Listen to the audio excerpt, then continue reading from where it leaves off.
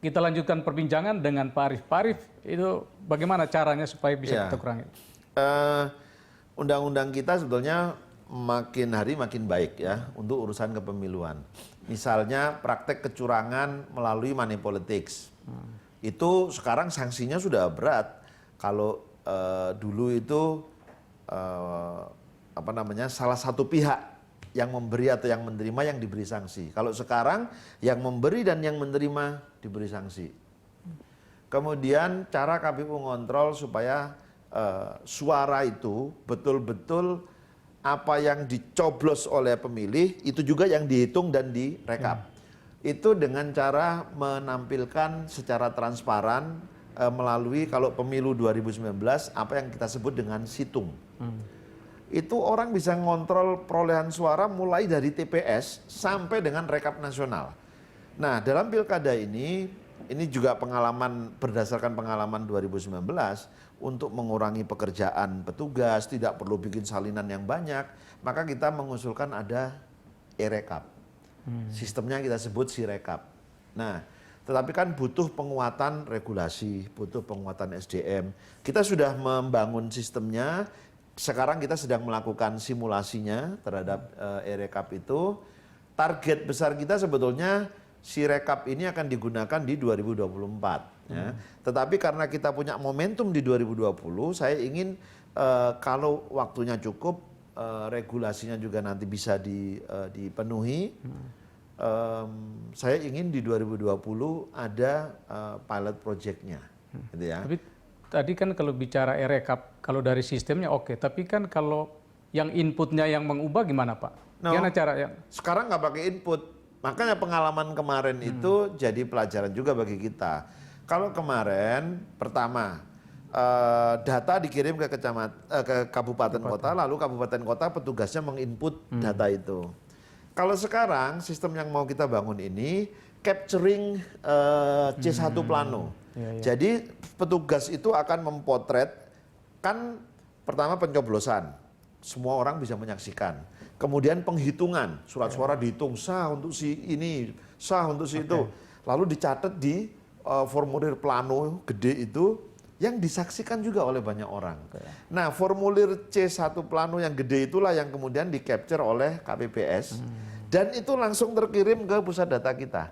Lalu mesin atau sistem akan membaca perolehan suara itu untuk dijumlah, untuk direkap. Nah, ini juga hal yang baru ya. Kalau kita berhasil menerapkan ini sejarah baru dalam dunia pemilu kita. Kenapa? Karena sebelumnya kita mengatur rekapitulasi itu atau penetapan hasil itu berdasarkan rekap data manual. Nah, kalau sekarang orang diubah pikir mindsetnya itu dengan kita merekap dan menetapkan hasil berdasarkan data digital. Tapi data manual tetap jadi rujukan akhir? Enggak, kita manualnya ya hanya ada itu satu aja. kali itu. Jadi tidak lagi pakai... Tidak, di kecamatan ditulis lagi direkap. Kemudian di kabupaten dikumpulkan data kecamatan direkap lagi. Enggak. Sistem ini sudah langsung merekap. Nah, nanti di kecamatan tinggal klik data per kecamatan. Lalu peserta pemilu kumpul di kecamatan, oke ya, ini hasilnya kita tanda tangani berita acaranya. Di kabupaten juga gitu. Lalu di tingkat, kalau pemilihan gubernur di tingkat provinsi. Kalau pemilihan bupati wali kota, endingnya ada di kabupaten. Nah, ini yang seringkali kan banyak diperdebatkan dimanapun, termasuk di negara yang mengaku paling demokratis sekalipun ya, memberikan kepercayaan kepada mesin. Itulah mengapa KPU ketika banyak pertanyaan, KPU kenapa sih nggak bikin e-voting? Tidak, pandangan saya ini ya. Pertama, kultur kita itu melihat pemilu ini sebagai sebuah pesta. Kemudian yang kedua, saya melihat pemilu di banyak tempat. Di Indonesia lah pemilu yang paling transparan. Karena semua orang melakukan sendiri mencoblos. Tidak pakai mesin loh. Kemudian menghitung, semua bisa menyaksikan sah, tidak sah. Dengan kultur yang begitu gembira gitu ya. Lalu dicatat di dalam formulir yang gede itu. Semua menyaksikan.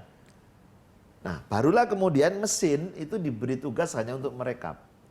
Nah, ada kekhawatiran kan pasca pemilu Amerika yang dimenangkan oleh Donald Trump. Itu kan beberapa negara bagian mempercayakan ya sejak dia nyoblos atau memilih presiden itu sudah dengan mesin.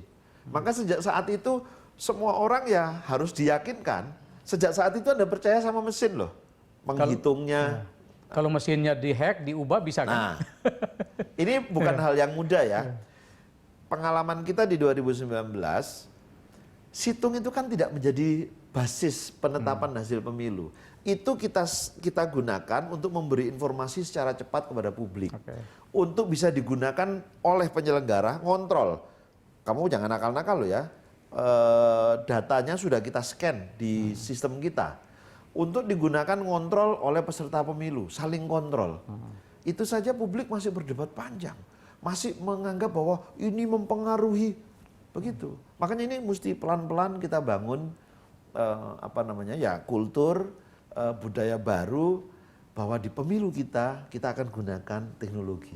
Dan itu hanya satu aja ya, tidak ada lagi digital dan manual, hanya digital. Ya, nanti tergantung membuat undang-undang ya, tapi desain KPU hanya di tingkat TPS saja dilakukan secara manual. Jadi data manual menjadi sumber penetapan di TPS saja. Setelah itu rekap di kecamatan, di kabupaten, di provinsi dilakukan digitalize. Nah, ini terakhir ya juga memang hanya satu kasus tapi juga mempengaruhi kredibilitas KPU nih. Kasusnya Pak Wahyu lalu Ibu Evi ya. Ini bagaimana caranya ke depan supaya ini bisa ditekan, Pak? Oke, pertama untuk kasus Pak Wahyu, saya ingin sampaikan kepada publik, KPU tidak melakukan sesuatu yang melanggar undang-undang. Kenapa? Karena kebijakan kita sesuai dengan ketentuan peraturan perundang-undangan. KPU sebagai sebuah institusi, bahwa Pak Wahyu melakukan sesuatu yang melanggar itu personal, ya. Karena dia tidak mempengaruhi keputusan yang kita buat. Silakan Anda saksikan, silakan Anda cek kebijakan kita menolak usulan yang tidak sesuai dengan ketentuan peraturan perundangan. Makanya kita tolak. Jadi kebijakan kita tetap terkontrol sebagaimana regulasinya. Yang kedua kasusnya Bu Evi. Bagi saya ini sebenarnya unik ya. Karena KPU itu memutuskan apa yang diperintahkan oleh Mahkamah Konstitusi. Sepenuhnya yang diperintahkan oleh Mahkamah Konstitusi itu kita jalankan. Tetapi majelis pemeriksa di DKPP mengatakan, oh KPU tidak sepenuhnya melaksanakan. Gitu. Ada yang tidak dilaksanakan. Loh, seluruh amarnya kita laksanakan. Makanya ketika Bu Evi diberhentikan, lalu kita mengajukan keberatan. Lalu kita membawa sengketa ke TUN. Bukan kita ya, sebenarnya Bu Evi. Ya. Dan sebelum kita bawa ke sengketa ke TUN, KPU melakukan eksaminasi. Para ahli itu kita undang. Orang-orang yang kredibel. Ya, ada Prof. Edi Hyari, ada Prof. Topo, ada Prof. Ramlan, ada Bu Titi, ada Bu Bivitri. Semua mengatakan bahwa putusan DKPP ini tidak tepat. Bahkan cenderung abuse. Jadi tidak sesuai dengan ketentuan hukum lah. Kemudian dibawa ke persidangan.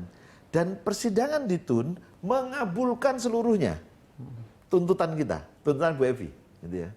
Dan kemudian begitu dikabulkan, Presiden melihat ya sudah karena memang faktanya seperti itu, maka Presiden mencabut pemberhentian Bu Evi dan kemudian menyatakan silakan menjadi anggota KPU kembali. Dan KPU kemudian tentu menindaklanjuti itu.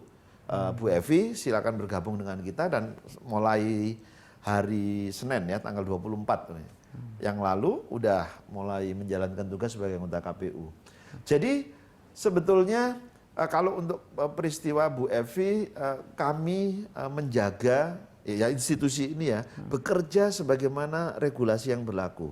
Untuk kasus Pak Wahyu saya yakinkan bahwa institusi ini tetap bekerja sebagaimana regulasi yang berlaku. Tetapi peristiwa yang dilakukan Pak Wahyu secara personal itu menjadi pelajaran berharga bagi kita. Saya sampaikan kepada teman-teman provinsi dan kabupaten kota, Anda harus menjaga diri dari perbuatan semacam itu. Karena yang meruntuhkan kepercayaan publik terhadap kita, itu bukan karena mereka menyerang kita. Tetapi karena diri kita tidak mampu menjaga profesionalisme kita, integritas kita, maka runtuh kepercayaan itu. Pak Arief, terima kasih banyak atas kesempatannya. Semoga pilkada kali ini berlangsung dengan lancar, jujur, dan adil. Terima kasih. Pemirsa, demikian spesial interview. Sampai jumpa.